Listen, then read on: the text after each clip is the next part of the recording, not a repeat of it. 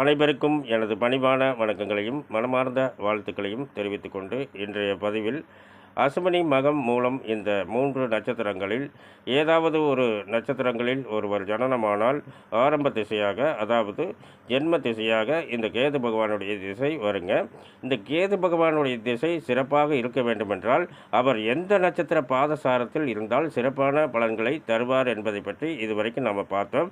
எப்படி பார்த்தோம் அப்படின்னு கேட்டிங்கன்னா, இந்த கேது பகவானுடைய திசை, சுக்கிர பகவானுடைய திசை, சூரிய பகவானுடைய திசை, சந்திர பகவானுடைய திசை, செவ்வாய் பகவானுடைய திசை, ராகு பகவானுடைய திசை, குரு பகவானுடைய திசை, சனி பகவானுடைய திசை வரைக்கும் நம்ம பார்த்துட்டோங்க.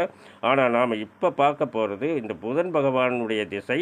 இந்த அசுவினி மகம் மூலம் இதில் பிறந்தவர்களுக்கு புதன் பகவானுடைய திசை வந்தால் எந்த மாதிரியான ஒரு சிறப்பான நல்ல பலன்களை தருவார் என்பதை பற்றி இப்போது பார்க்கலாங்க.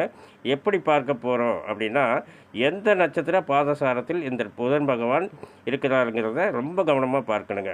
அதாவது எந்தெந்த நட்சத்திர பாதசாரத்தில் இந்த புதன் பகவான் இருந்தார்னா சிறப்பான நல்ல திசையாக அமைவாருங்க அப்படிங்கிறது அமையும் அப்படிங்கிறத நாம் இப்போது பார்க்கலாம்.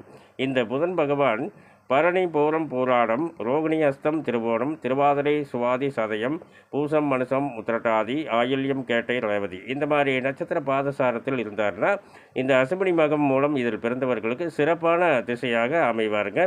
ஒருவேளை மற்ற நட்சத்திர பாதசாரத்தில் இந்த புதன் பகவான் இருந்தார்னா அதற்குண்டான ஸ்தலங்களுக்கு சென்று நல்ல வழிபாடுகள் செய்யும்போது இந்த புதன் பகவான் சிறப்பான திசையாக மாறிவிடுவாருங்க. இந்த அசுவினி மகம் மூலம் இதில் பிறந்தவர்களுக்கு அனைவரும் பார்த்து பயனடைய வேண்டும். மேலும் விவரங்கள் அறிய என்றும் புலிப்பாணி என்ற ஜோதிட தலைப்பை பாருங்கள். நன்றி, வணக்கம், வாழ்த்துக்கள்.